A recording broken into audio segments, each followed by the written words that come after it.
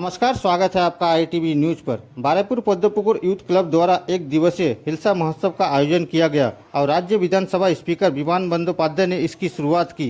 खरीदारों और खाने पीने के शौकीनों ने लगभग 30 प्रकार की हिल्सा का स्वाद चखा।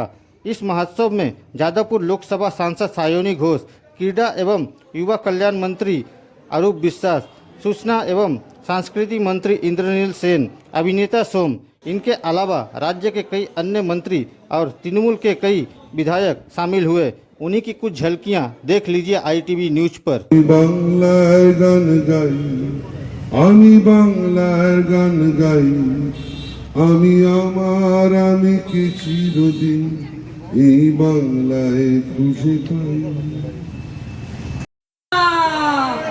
জয় বাংলা। চল এবার আস্তে আস্তে মানে কেটে পড়ো। তুলে গান গাইলে পরে ঠিক উপযুক্ত হতো। যদিও আমরা গান গাইতে পারি না, তবে আমার আফসোস হচ্ছে এদের সঙ্গে আমাদের একটু গান শেখা উচিত ছিল। বিধানসভা যখন অধিবেশন চলে তখন অধিবেশনের সমাপ্তির দিনে আমি অনুরোধ করি আমাদের যারা গায়করা রয়েছেন, যেমন ইন্দ্রনীল সেন, সেই সঙ্গে সঙ্গে আমাদের অনেকেই রয়েছে, আরও অদিতি মুন্সি, আমরা বাবুল শিবপুর, এদের বলি যে একটা করে আপনারা গান করুন এবং তাদের গান দিয়ে আমাদের বিধানসভা অধিবেশনের সমাপ্তি ঘোষণা করি। আজকে এখানে সেই সুযোগটা হয়নি। অদিতি মুন্সিকে আসতে বলেছি, হয়তো আসবে কিছুক্ষণ পরে। সোহম আমাকে একটু আগে ফোন করেছিল, হয়তো 2-1 মিনিটের মধ্যে সোহম এখানে ঢুকে পড়বে। এবং এখানে এছাড়াও সায়নী রয়েছে। আমি সত্যি অত্যন্ত আনন্দিত। অরূপের কথা আমি পরে বলছি। আমি এত আনন্দিত যে ও আমাদের লোকসভাতে যা বক্তব্যটা রেখেছে সেইটা শুনে আমি সত্যি অসাধারণ বক্তব্য রেখেছে। ঠিক উপযুক্ত জায়গায় উপযুক্ত বক্তব্য।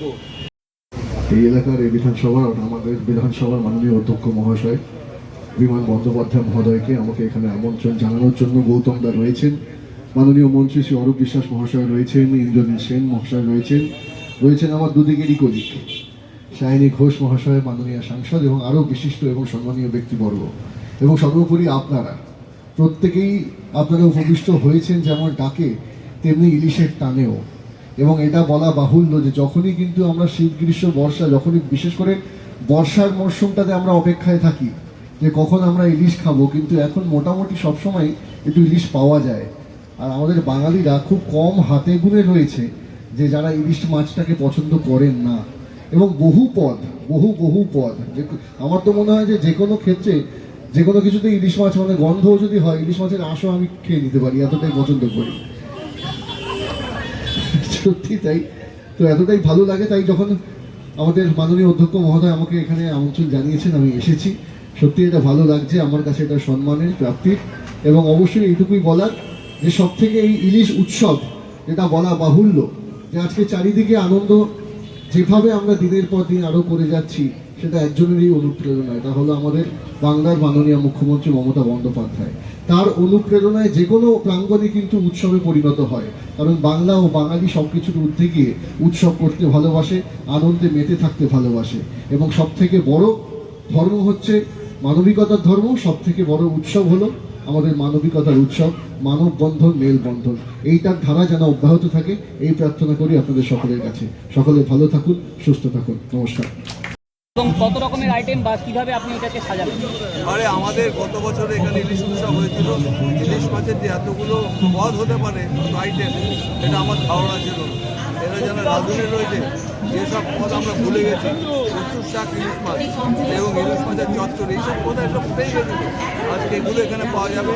সাধারণত ইলিশ মাছের ঝোল, ইলিশ মাছের পাতুরি, এগুলো খেয়ে আমরা অভ্যস্ত, কিন্তু এখানে বিশেষভাবে ইলিশ মাছের বিরিয়ানি, ইলিশ মাছের পোলাও, ইলিশ ভট্ট, সবাই আপনারা যারা এখানে এসছে তারা অত্যন্ত আনন্দ করে খাবে। এক ঝাঁক ইলিশের সঙ্গে এক ঝাঁক রাজনৈতিক তারকা কিভাবে সম্ভব হলো? এক ঝাঁক আবার পেয়ারা দিয়েছি। রাজনৈতিক তারকা বাদ দিয়ে যদি ওরা তো মানুষ, সবাই ইলিশ মাছ খেতে ভালোবাসে। সবাইকে আমন্ত্রণ করেছি, আরও অনেকে আসবেন, আসছেন। খুশি মজার মধ্যে জিনিসটা তারাও আসছেন। Thank you.